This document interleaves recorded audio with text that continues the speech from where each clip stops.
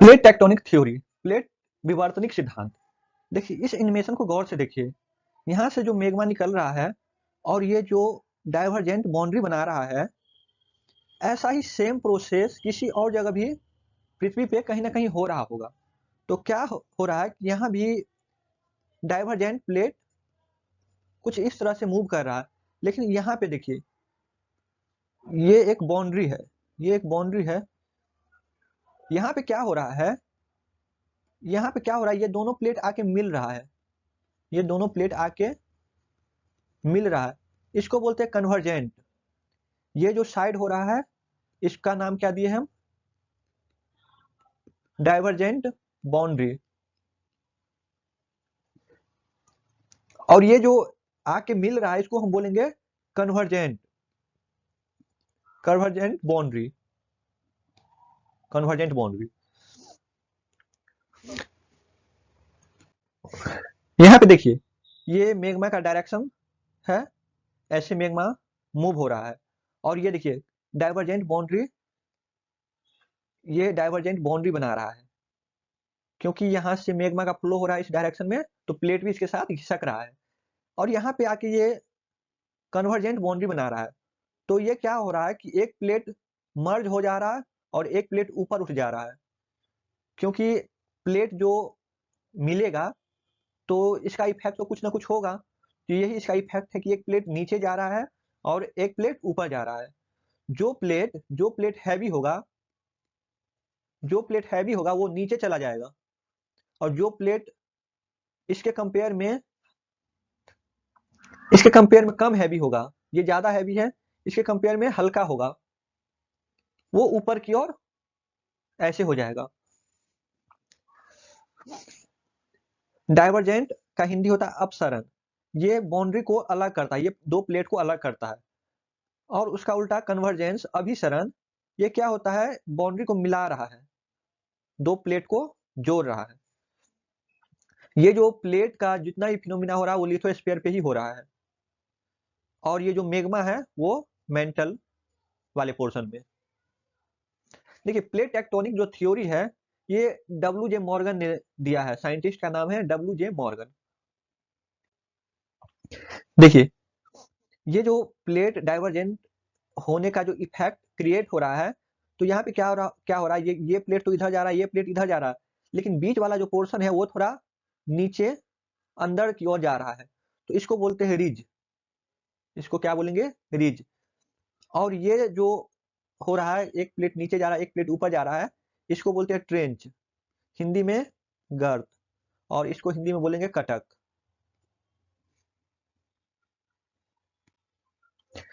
देखिए वही फिगर है, यहाँ पे मेग्मा का फ्लो हो रहा है, ये अपना डायरेक्शन बना पा रहा है, और ये पाथ को फॉलो करते करते करते करते क्या हो रहा है, मेग्मा अपने फिर उसी स्टेट में आके फिर से ये प्रोसीजर शुरू कर दे रहा है, फिर दूसरे डायरेक्शन में भी यही प्रोसेस हो रहा है, फिर ऐसे होते होते होते होते क्या होगा, ये अपना फिर से अपना पोजीशन ले लेगा और फिर से यही प्रोसेस चालू रखेगा।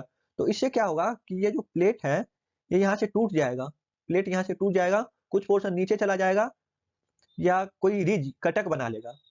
डाइवर्जेंट वाले जो के बीच में जो पार्ट हो रहा है, जो फिनोमिना हो रहा है वो रिज यानी कि कटक, और यही जो इसका इफेक्ट जो दूसरे साइड में आ रहा है, इसका इफेक्ट जो हो रहा है, ये एक प्लेट नीचे जा रहा है और दूसरा प्लेट इसके ऊपर आ रहा है, देख रहे हैं, ये प्लेट ऊपर जा रहा है, ये प्लेट नीचे जा रहा है, तो इसको हम बोलते हैं ट्रेंच।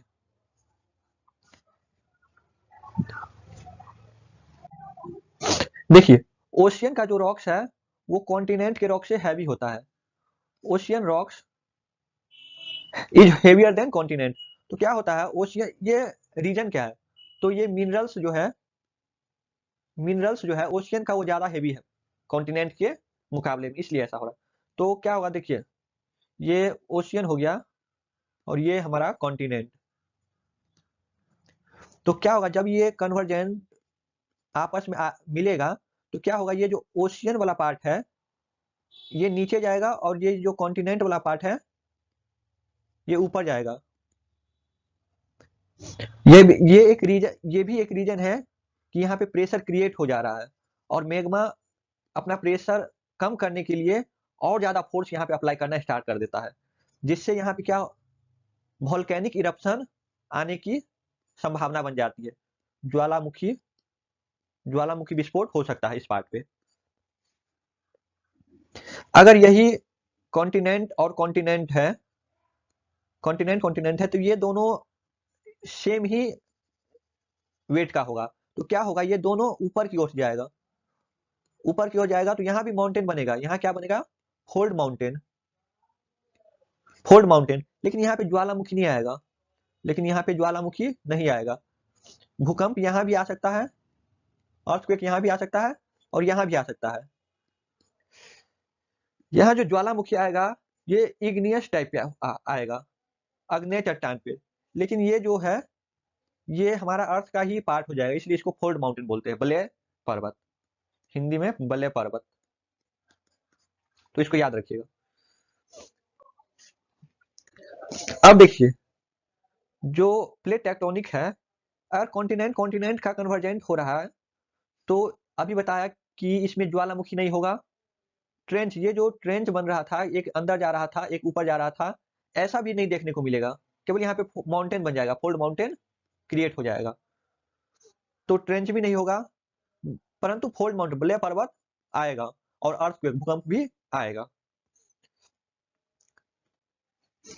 जब कॉन्टिनेंट और ओशियन का कन्वर्जेंट होगा, तो क्या होगा, ओशियन हेवी होगा तो ये नीचे चला जाएगा, और ये जो कॉन्टिनेंट है ये ऊपर आ जाएगा। तो इसके कारण क्या होगा, यहाँ पे प्रेशर, मेग्मा जो है यहाँ पे ज्यादा प्रेशर फील करेगा, प्रेशर यहाँ पे हाई हो जाएगा। तो प्रेशर हाई होने के कारण ये मेग्मा जो है वो अपना प्रेशर रिलीज करना चाहेगा, यहाँ से अपना प्रेशर रिलीज करना चाहेगा। इसके कारण यहाँ पे वोल्केनिक इरप्शन आ जाएगा, और यहाँ पे ट्रेंच भी फॉर्म हो जाएगा, क्योंकि ये जो रीजन है यहाँ पे ट्रेंच बनेगा, और यहाँ पे भी फॉल्ट माउंटेन बनेगा, क्योंकि ये जो कॉन्टिनेंट का पार्ट है ये जो ऊपर जाएगा ही, तो यहाँ पे फॉल्ट माउंटेन बनेगा, और अर्थक्वेक भी, भूकंप भी आ जाएगा। इसी तरह अगर केवल ओशियन और ओशियन ही रहे, तो ये क्या होगा, दोनों अंदर जाएगा, दोनों अंदर जाएगा, दोनों, इससे ज्यादा, इससे क्या होगा, बहुत ज्यादा प्रेशर क्रिएट हो जाएगा मेंटल में। और मेंटल में हमको पता है कि मेग्मा रहता है, मेग्मा का फ्लो ज्यादा होने लगेगा क्योंकि प्रेशर ज्यादा हो जाएगा, तो यहाँ पे बहुत ज्यादा ज्वालामुखी आने की संभावना हो जाती है, और यहाँ भी ट्रेंच बनेगा। ये जो फॉल्ट माउंटेन है, यहाँ फॉल्ट माउंटेन नहीं बनेगा, यहाँ पे आइलैंड बन सकता है।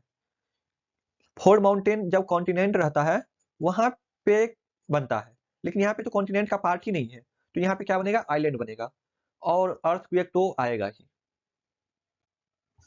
अब इसको देखिए, अगर मेग्मा जो है ओशियन, ओशियन वाले रीजन में निकल रहा हो, तो ये भी प्लेट तो ओशियन में कहीं ना कहीं तो प्लेट होगा ही, तो ये ओशियन का प्लेट अलग होने लगेगा। यहाँ एक रीजन बन रहा है, देखिए यहाँ एक रीजन बन रहा है, यहाँ एक रीजन बन रहा है, इस रीजन को क्या बोलते हैं, मिड ओशियनिक रीज। मिड, क्योंकि ये ओशियन के मिड में है इसलिए इसको मिड ओशियनिक रीज बोलते हैं। और ये ट्रेंच तो हमने पढ़ लिया। देखिए ये जो है लिथोस्फीयर, इसको ओशियन का लिथोस्फीयर बोलते हैं, और इस वाले को कॉन्टिनेंट का। अब देखिए वही हमने नोट्स में बना दिया है कि लिथोस्फीयर स्थल मंडल का मेग्मा को मूव करने का कारण प्लेट का बनना। देखिए यहाँ पे प्लेट डाइवर्जेंट बाउंड्री बना रहा है, यहाँ पे इस दोनों मिलके कन्वर्जेंट बाउंड्री बना रहा है, तो वही चीज है, आप देख लीजिएगा। अब देखिए प्लेट है वो दो टाइप का है, ये तो हमने बता दिया कि एक कॉन्टिनेंटल प्लेट है, महाद्वीपीय प्लेट, और एक ओशियनिक प्लेट, महासागरीय प्लेट। अब यहाँ देखिए इस वाले फिगर में क्या है, इस वाले फिगर को देखिए, ये क्या है, कॉन्टिनेंट है, और ये ओशियन है। लेकिन ओशियन में क्या होता है कि यहाँ पे जो जितना कचरा भरा रहता है वो सब आके जम जाता है, ये जो कचरा सब, लेकिन जब ये टकराएगा, जब ये कोलाइड होगा, तो ये जितना भी मिट्टी या अवसाद, अवसाद भूसन्नति, इस जो कचरा रहता है उसको अवसाद भूसन्नति ज्योग्राफी के लैंग्वेज में बोलेंगे, इंग्लिश में जियोसिंक्लाइन या सेडिमेंट्स, सेडिमेंट्स या जियोसिंक्लाइन। तो ये क्या होगा, जब टकराएगा तो इस जगह पे आके इकट्ठा हो जाएगा, इसको अवसाद, भूसन्नति, जियोसिंक्लाइन और सेडिमेंट्स, यही होता है। देखिए ocean rocks is heavier than continents, और इसका रीजन क्या है, मिनरल्स अपेक्षाकृत भारी होता है ओशियन में। अब देखिए कॉन्टिनेंट कॉन्टिनेंट के टकराने से ज्वालामुखी नहीं बनता है। अभी हमने देखा कि कॉन्टिनेंट कॉन्टिनेंट टकराएगा तो अंदर जाएगा नहीं, तो प्रेशर नहीं क्रिएट होगा, तो ये खुद में ही फोल्ड माउंटेन बनाएगा, लेकिन ज्वालामुखी नहीं बनाएगा। लेकिन भूकंप आएगा, भूकंप आएगा, क्योंकि ये जो टकराएगा तो भूकंप आना तो जरूरी है। अब देखिए, और न ही ट्रेंच, ट्रेंच कब बनता है, जब एक अंदर हो और एक बाहर हो, तो इस रीजन को ट्रेंच बोलते हैं। तो यहाँ ट्रेंच भी नहीं आएगा, क्योंकि ये फोल्ड माउंटेन डायरेक्ट बनेगा। कॉन्टिनेंट का रॉक्स हल्का होती है, जो टकराने के बाद एस्थेनोस्फीयर दुर्बलता मंडल तक नहीं पहुंच पाती है, अंदर तक ये नहीं पहुंच पाती है, यही है। परंतु फोल्ड माउंटेन और भूकंप आता है। Example Himalaya, Rocky, Andes. ये देखिए कॉन्टिनेंट और ओशियन का टकराने से ज्वालामुखी आएगा, ट्रेंच भी बनेगा, फोल्ड माउंटेन भी बनेगा, भूकंप भी आएगा। कन्वर्जेंस अभिसरण वाला केस, यही ओशियन ओशियन जब होगा तो ज्वालामुखी आएगा, भूकंप ट्रेंच गर्त बनेगा, लेकिन यहाँ पे फोल्ड माउंटेन नहीं आइलैंड बनेगा, इसको याद रखिएगा, और भूकंप तो आएगा ही। और कॉन्टिनेंट कॉन्टिनेंट में ना तो ज्वालामुखी आएगा, ना ही ट्रेंच बनेगा, परंतु फोल्ड माउंटेन बनेगा और भूकंप आएगा। हिमालय में ज्वालामुखी नहीं आने का रीजन क्या है, क्योंकि हिमालय जो है वो कॉन्टिनेंट कॉन्टिनेंट से बना है। ये हिमालय जो है अपना फोल्ड माउंटेन है, इसलिए वहां ज्वालामुखी नहीं आता। लेकिन आप सुनिएगा कि नेपाल में भूकंप आ गया, लेकिन भूकंप वहां पे आता है। अब देखिए कन्वर्जेंस जो है, अभिसरण जो केस है, ये जो केस है कन्वर्जेंस का, ये क्या होता है, डिस्ट्रक्टिव है। क्योंकि मान लीजिए यहाँ पे ओशियन है, यहाँ पे कॉन्टिनेंट है, तो ये कुछ पोर्शन अंदर चला जाता है, कुछ पोर्शन अंदर चला जाता है, तो ये लैंड को क्या करता है, कम कर देता है, इसलिए इसको डिस्ट्रक्टिव बोला जाता है। देखिए ओशियन कॉन्टिनेंट का अभिसरण होने पर फोल्ड माउंटेन बनता है, ज्वालामुखी और अवसाद दोनों कारक जिम्मेदार हैं, और भूकंप भी आएगा। यही ओशियन और ओशियन का जो कन्वर्जेंस अभिसरण से आइलैंड बनता है, केवल ज्वालामुखी जिम्मेदार होगा। जब ओशियन की बात होगी तो केवल ज्वालामुखी जिम्मेदार होगी ज्वाला आइलैंड बनने में, क्योंकि अवसाद नहीं रहेगा। अवसाद क्या होता है, जनरली ओशियन में अवसाद होता है, लेकिन वो इस वाले रीजन में होता है, मिड में अवसाद या सेडिमेंट्स नहीं पाया जाता है, यही बताया है। देखिए डाइवर्जेंस अपसरण, अपसरण विस्फोटक नहीं है। क्योंकि विस्फोटक क्यों नहीं है, क्योंकि देखिए यहाँ पे कॉन्टिनेंट और कॉन्टिनेंट ये अलग हो रहा है। जब अलग हो रहा है तो विस्फोट क्यों होगा, जब ये अंदर रहेगा तभी तो मैग्मा में प्रेशर क्रिएट करेगा, लेकिन ये अलग ही हो रहा है। विस्फोट कब होता है, जब कन्वर्जेंस का केस हो। डाइवर्जेंस विस्फोटक नहीं होता है। और ये ब्लॉक माउंटेन, ब्लॉक माउंटेन देखिए यहाँ पे क्या होगा, यहाँ पे जो कॉन्टिनेंट खिसक जाएगा तो यहाँ पे एक खंड बन जाएगा, नीचे धंस जाएगा, तो ये जो नीचे आ गया इसको बोलते हैं ब्लॉक माउंटेन, खंड पर्वत। और फोल्ड माउंटेन भी बना सकता है अगर कॉन्टिनेंट और ओशियन वाले केस हो। ये हमने सारा केस पढ़ लिया है। अब लिफ्ट वैली क्या है, भ्रंश घाटी। देखिए ये जो अंदर में मेगमा रहता है, अंदर में मेगमा जो रहता है, वो जब सी के ऊपर निकलता है ना, तो यहाँ पे मेगमा क्या होता है, एक रिज बना लेता है। मेगमा यहाँ पे एक लाइन क्रिएट कर लेता है, उसी लाइन को बोलते हैं लिफ्ट वैली, भ्रंश घाटी। और रिज जो होता है वो तो हमने पढ़ ही लिया कि इसी वाले पोर्शन को रिज भी बोलते हैं।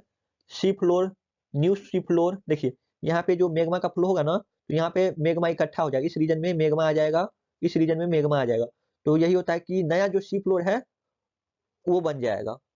इसीलिए जो यहाँ पे जो नया क्रिएट हो रहा है सी फ्लोर, इसीलिए इसको कंस्ट्रक्टिव बोला जाता है, क्योंकि यहाँ पे जो लैंड है यहाँ पे निर्माण हो रहा है। परंतु जो कन्वर्जेंस में था वहां पे निर्माण नहीं हो रहा था, वहां पे टूट रहा था, अंदर जा रहा था, तो कन्वर्जेंस के केस में उसको डिस्ट्रक्टिव बोले थे, विनाशकारी। लेकिन डाइवर्जेंस के केस में क्या होगा, कंस्ट्रक्टिव, निर्माणकारी हो जाएगा। देखिए ये सी फ्लोर बना रहा है, यहाँ पे मेगमा का एक लाइन बना रहा है। अब देखिए यहाँ पे कन्वर्जेंस और डाइवर्जेंस का कुछ बेसिक क्या क्या बनता है।